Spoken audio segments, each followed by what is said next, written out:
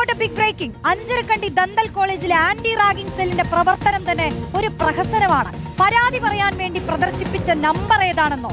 ഈ നിതിൻ രാജിന്റെ മരണത്തിൽ ആരോപണ വിധേയനായിട്ടുള്ള ഡോക്ടർ റാമിന്റെ നമ്പറാണ് പോലും കുട്ടികൾക്ക് വേണ്ടി പ്രദർശിപ്പിച്ചിട്ടുള്ളത്. സിനോജ് തോമസ് ചേരുന്നു. സിനോജ്, എന്താണ് പറയേണ്ടത്? ഇത് ആദ്യം ഒരു ആന്റി റാഗിംഗ് സെൽ എന്ന് പറയുന്ന ഒരു സംഭവം ആ കോളേജിൽ കൃത്യമായി പ്രവർത്തിക്കുന്നില്ല. അത് തന്നെ വലിയ കുറ്റകരമായിട്ടുള്ള കാര്യമാണ്. ഒരു കോളേജ് ആവുമ്പോൾ ICCയും ഈ ആന്റി റാഗിംഗ് സെല്ലും ഒക്കെ ഊർജിതമായി പ്രവർത്തിക്കുകയും കുട്ടികൾക്കെതിരെ ഉണ്ടാവുന്ന ഓരോ കാര്യങ്ങളിലും കൃത്യമായ നടപടികൾ ഉണ്ടാവുകയും ചെയ്യേണ്ടതാണ്. അത്തരമൊരു സ്ഥലത്ത് ഈ ആരോപണ വിധേയനായിട്ടുള്ള കുട്ടികളെ ഇത്രയധികം ബുദ്ധിമുട്ടിലാക്കുന്ന, ഭീഷണിപ്പെടുത്തുന്ന, ജാതി അധിക്ഷേപം നടത്തുന്ന, ബോഡി ഷേമിംഗ് നടത്തുന്ന ഒരു അധ്യാപകന്റെ നമ്പറാണോ കൊടുത്തിരിക്കുന്നത്? ആ നമ്പറിലേക്ക് വിളിച്ചിട്ട് വേണോ ഈ വിദ്യാർത്ഥികൾ പരാതി പറയാൻ? അടിപൊളി. റോഷനെ, തീർച്ചയായിട്ടും അതായത് 2009 മുതൽ ഈ ഡോക്ടർ MK റാം ഇവിടെ ജോലി ചെയ്യുന്നതായി പ്രിൻസിപ്പൽ ഇന്ന് പറയുകയും ചെയ്തിരുന്നു. അതായത് സുപ്രീം കോടതിയുടെ ഉത്തരവുണ്ട്, UGCയുടെ മാർഗനിർദ്ദേശമുണ്ട്. ഇതിൻ്റെയൊക്കെ അടിസ്ഥാനത്തിലാണ് എല്ലാ കോളേജുകളിലും ആന്റി റാഗിംഗ് സെല്ല് രൂപീകരിക്കേണ്ടത്. പ്രിൻസിപ്പലാണ് ആ സെല്ലിന്റെ അധികാരി.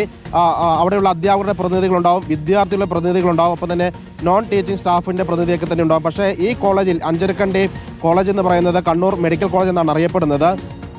ക്ഷമിക്കണം, അഞ്ചരക്കണ്ടി ഇന്റഗ്രേറ്റഡ് ക്യാമ്പസ് എന്നും ഇത് അറിയപ്പെടുന്നുണ്ട്. ഇവിടെയുള്ള ഒരു ആന്റി റാഗിംഗ് സെല്ലിനെ കുറിച്ച് അവിടുത്തെ വിദ്യാർത്ഥികളോട് ചോദിച്ചു കഴിഞ്ഞാൽ അവർക്ക് അതിനെക്കുറിച്ച് അറിയില്ല. അവിടുത്തെ യൂണിയൻ പ്രതിനിധികളോട് ചോദിച്ചു കഴിഞ്ഞാൽ അവർക്ക് അതിനെക്കുറിച്ച് അറിയില്ല.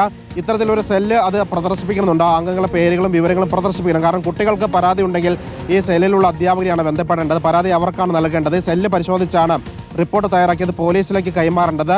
ഈ ആരോപണവിധേയരായ വിദ്യാർത്ഥികൾക്കെതിരെ നടപടിയെടുക്കേണ്ടതും ഈ സെല്ലിന്റെ കൂടി ഉത്തരവാദിത്തമാണ്. അത് പക്ഷേ ഈ നമ്പർ കൊടുത്തിരിക്കുന്നത് ഇപ്പോൾ പ്രതിസ്ഥാനത്തുള്ള ഡോക്ടർ റാമിന്റെ നമ്പർ തന്നെയാണെന്നാണ് അവിടുത്തെ വിദ്യാർത്ഥികൾ പറയുന്നത്. യൂണിയൻ പോലും അറിയുന്നില്ല ഇവിടുത്തെ ആന്റി റാഗിംഗ് സെല്ലിന്റെ പ്രവർത്തനം എന്ന് പറയുന്നത്. ഞാൻ അവരുടെ വെബ്സൈറ്റിൽ കയറി അത് പരിശോധിക്കാൻ നോക്കിയെങ്കിലും ഈ കണ്ണൂർ മെഡിക്കൽ കോളേജിന്റെയോ അഞ്ചരക്കണ്ടി ഇന്റഗ്രേറ്റഡ് ക്യാമ്പസിന്റെ വെബ്സൈറ്റ് ഇപ്പോൾ നിലവിൽ ലഭ്യമല്ല. അത് ആർക്ക് വേണമെങ്കിലും കയറി പരിശോധിക്കാം.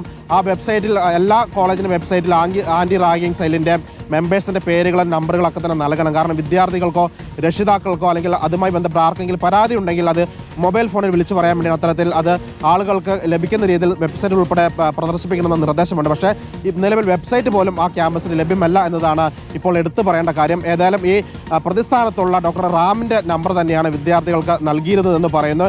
ഈ വിദ്യാർത്ഥികളെ മാനസികമായി, ശാരീരികമായി, മതത്തിന്റെ, നിറത്തിന്റെ ഒക്കെ തന്നെ ജാതിയുടെ പേരിൽ പീഡിപ്പിക്കുന്ന ഒരു അധ്യാപകനെ വിദ്യാർത്ഥികൾ ഒരു പരാതി പറയാൻ എങ്ങനെ ധൈര്യപ്പെട്ട് വിളിക്കും എന്നൊരു ചോദ്യം കൂടെ അവിടെ അവശേഷിക്കുന്നുണ്ട്. ഇത്തരത്തിൽ കണ്ണിൽ പൊടിയിടാൻ വേണ്ടി മാത്രം നടത്തിയിരിക്കുന്ന ഒരു ആന്റി റാഗിംഗ് സെല്ല് മാത്രമാണ്. ഇവിടെ അധ്യാപകരാണ് ഈ വിദ്യാർത്ഥികളെ പീഡിപ്പിച്ചിരിക്കുന്നത്. വിദ്യാർത്ഥികളെ റാഗ് ചെയ്യുകയല്ല ചെയ്തിരിക്കുന്നത്.